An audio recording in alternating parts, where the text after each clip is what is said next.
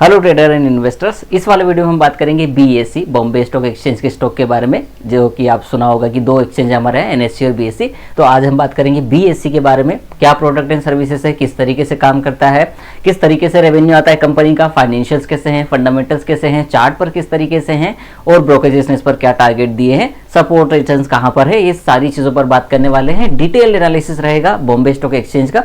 जैसे last time मैंने Dixon किया था, ट्रेंड किया था, एक वीडियो किया था, वो डिलीट कर दिया यूट्यूब ने।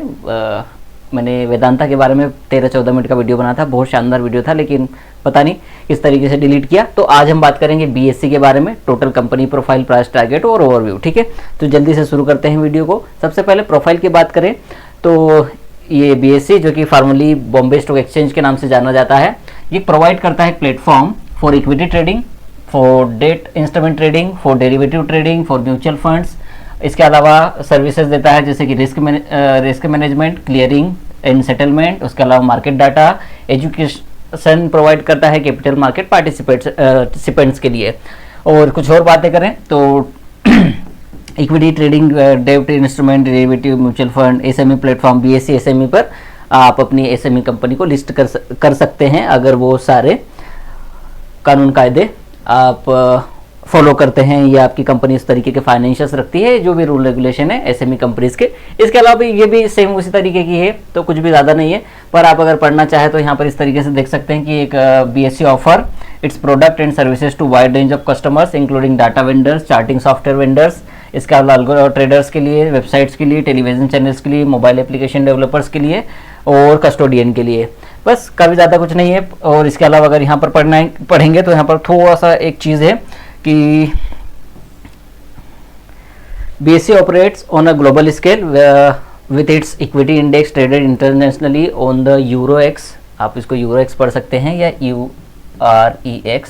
ये इनका इंडेक्स है जो कि ग्लोबली ट्रेड होता है। Leading exchange of BRICS nations. BRICS ये देशों का समूह है जिसमें ब्राज़ील है, रशिया है, चाइना है, साउथ अफ्रीका है और इंडिया है। इंडिया यहाँ पर लिया नहीं, ठीक है। तो BSE का हेडक्वार्टर जो है मुंबई महाराष्ट्र में है, जो कि इंडिया में स्थित है। इस तरीके से पढ़ सकते हैं। और सर्विसेज की बात करें तो हमने बात कर ही ली थी रिस्क मैनेजमेंट की बात में, क्लियरिंग की और सेटलमेंट की। क्लियरिंग सेटलमेंट स्टॉक्स का या सिक्योरिटीज़ का, इस तरीके से बोल सकते हैं। मार्केट डाटा सर्विसेज प्रोवाइड करता है। इसके अलावा एजुकेशन प्रोवाइड करता है। इनका एक होली ओन सब्सिडरी है, उससे बीएसई इंस्टीट्यूट के जरिए ये एजुकेशन प्रोवाइड करते हैं। इन्वेस्टर रिलेशन मेंटेन करते हैं। मार्केट डाटा प्रोडक्ट जैसे कि access to fast and accurate market data including real time, end of day and historical data.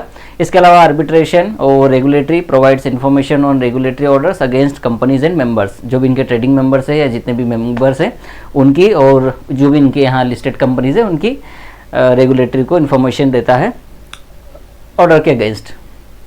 ये सब सर्विसेज हैं। चलिए और कुछ चीज़ों की बात करें की फीचर्स की, तो भैया ये पहला एक्सचेंज है, इंडिया का पहला एक्सचेंज है, जो कि 2017 में इंडिया में ही लिस्ट हुआ था। बीएसई का शेयर, इसको आप बोलते हैं कि कंपनी लिस्ट हुई थी 2017 में, ये लिस्ट हुआ था स्टॉक एक्सचेंज पे। फास्टेस्ट एक्सचेंज है। इसके अलावा इन्होंने एक international exchange of India stabilize किया है बीएसई ने ही, और ये इनकी BASL एक सब्सिडरी है और BSE limited responsible for administering और supervising of SEBI registered investment advisers. तो ये भी इनके कुछ की पॉइंट है या कुछ काम है, जिस तरीके से आप देख सकते हैं। अब हम कंपनी के की पॉइंट्स पर आते हैं। हाई लो की बात करते हैं, मार्केट कैपिटल की बात करते हैं। तो टोटल मार्केट कैपिटल 53,919.0 करोड़ है। Free float, total free float है 100%। ट्रेडेड वैल्यू की बात करें तो फिलहाल आज की डेट पे 1693 करोड़ है। ट्रेडेड वॉल्यूम 41.72 है। फेस वैल्यू स्टॉक की 2 है, एक बार और स्प्लिट हो सकता है। और निफ्टी मिड के 100 का हिस्सा है, अब है बीएसई जब डेरिवेटिव में आया तब। और उसके बाद बेसिक इंडस्ट्री की बात करें तो एक्सचेंज एंड डेटा प्लेटफॉर्म है। और पी देख सकते हैं, लिस्टिंग हुई थी 3 फरवरी 2017 को, जो हमने पहले डिस्कस किया। अभी एक्टिव है, लिस्टेड है कंपनी। 92 हाई की बात करें तो 6133, लो की बात करें तो 1941। अभी का करंट मार्केट प्राइस अगर देखें तो दिया है क्या यहाँ पर, नहीं है तो वो होगा, आप मान लीजिए कि लगभग 3,900-3,800 रुपये के आसपास का करंट मार्केट प्राइस इसका, ठीक है। ये डेली वोलाटिलिटी, टिक साइज और एनुअलाइज्ड वोलाटिलिटी। ओके, यहाँ पर थोड़े CAGRs पे बात कर लेते हैं। स्टॉक प्राइस के CAGR की बात करें तो पिछले 10 साल की तो अभी है नहीं, तो 5 साल में 101% हर साल, 3 साल की 65% और 1 ईयर का 81% है। रिटर्न ऑन इक्विटी इसका 15% है लास्ट ईयर का, पिछले 10 साल की बात करें तो 10% है। कंपाउंडेड सेल्स ग्रोथ की बात करें तो 10 साल का 13% है, ट्रेलिंग 12 मंथ का 119% और पिछले 3 साल का 36 और पिछले 5 साल का 20% है। प्रॉफिट ग्रोथ की बात करें तो 10 साल का 10% है और 5 साल का 17% है। तो ऑन एवरेज इस तरीके के रिटर्न आपको आगे देखने को मिल सकते हैं, लेकिन हिस्टोरिकल डाटा आने वाले परफॉर्मेंस को गारंटी नहीं दे सकता कि इसी तरीके की परफॉर्मेंस रहेगी। तो जब भी आप किसी स्टॉक के फाइनेंशियल्स को देखो तो इस बात को ज़रूर ध्यान रखें, फाइनेंशियल्स को या किसी भी तरीके के डेटा को देखें तो ध्यान रखें। अगर इसके अच्छे और बुरे की बात करें तो देखो, सबसे पहले तो ये मशीन जनरेटेड है तो इस चीज़ पर ध्यान रखें। डेट फ्री है company almost, company is expecting to give good quarter. Good quarters का मतलब होता है कि अच्छे रिजल्ट्स एक्सपेक्टेड हैं और company has been maintaining a healthy dividend pay out of 57.2%। अगर थोड़ी बुराइयों की बात कर लें, नेगेटिविटीज़ की बात कर लें तो बुक वैल्यू 14.6 टाइम पर ट्रेड कर रहा है, बुक वैल्यू से 14.6 गुना ट्रेड कर रहा है। कंपनी का थोड़ा सा लो रिटर्न ऑन इक्विटी है, 11.3% है पिछले 3 साल का, और डेप्टर्स डे हैव इंक्रीज्ड 37.2 दिन से लेके से 48.3 दिन। अब यहाँ पर थोड़े से फाइनेंशियल्स और फाइनेंशियल्स की बात कर लेते हैं और थोड़ा सा हम शेयर होल्डिंग पैटर्न पे बात करेंगे, तो ध्यान से देखिएगा। ये क्वार्टर ऑन क्वार्टर है, ये 31 दिसंबर का है और 31 दिसंबर 2023 और 2024 एक साल के हैं। अब देखेंगे लगातार यहाँ पर ये जो टोटल इनकम बढ़ी है, उसी तरीके से प्रॉफिट भी बढ़ा है, लेकिन पिछले 2 क्वार्टर की बात करें अगर सितंबर और दिसंबर के बीच में, तो हल्का सा प्रॉफिट भी घटा है और रेवेन्यू या टोटल इनकम भी घटी है और अर्निंग पर शेयर भी घटा है, लेकिन उतना ज़्यादा नहीं घटा। लेकिन आप देखो ना, इसको 20.51 और इसको आप 19.00 अगर मान के चलो तो फिर भी ये 1.5 रुपये का फ़र्क है। तो 20.51 का 1.5 बहुत होता है, 1.5 हाँ 1.5 है, बहुत होता है। चलिए, तो ये समझ आ गई। प्रमोटर ग्रुप की बात करें तो यहाँ पर कुछ नहीं दिख रहा है। पब्लिक की 78% होल्डिंग है अभी दिसंबर में, जो कि 77.24 थी जून में। ट्रेडिंग मेंबर और एसोसिएट्स ऑफ ट्रेडिंग मेंबर्स की होल्डिंग की बात करें तो जो जून में 22.76 थी वो घटकर 21.90 हो गई है। तो ये है टोटल इक्विटी शेयर्स की डिटेल। अब यहाँ पर चार्ट पर बात करें, देखिए बाय सेल रिकमेंडेशन भी नहीं दे रहे हैं अपन सपोर्ट रेजिस्टेंस की बात भी नहीं कर रहे हैं, पर बस आपको मंथली चार्ट पर मैं बता रहा हूँ कि किस तरीके से ये परफॉर्म कर रहा है। ये देखेंगे, ये 2023 का चार्ट है, 384 रुपये का तब इसका लो था और वहाँ से क्या शानदार मूवमेंट दिया है।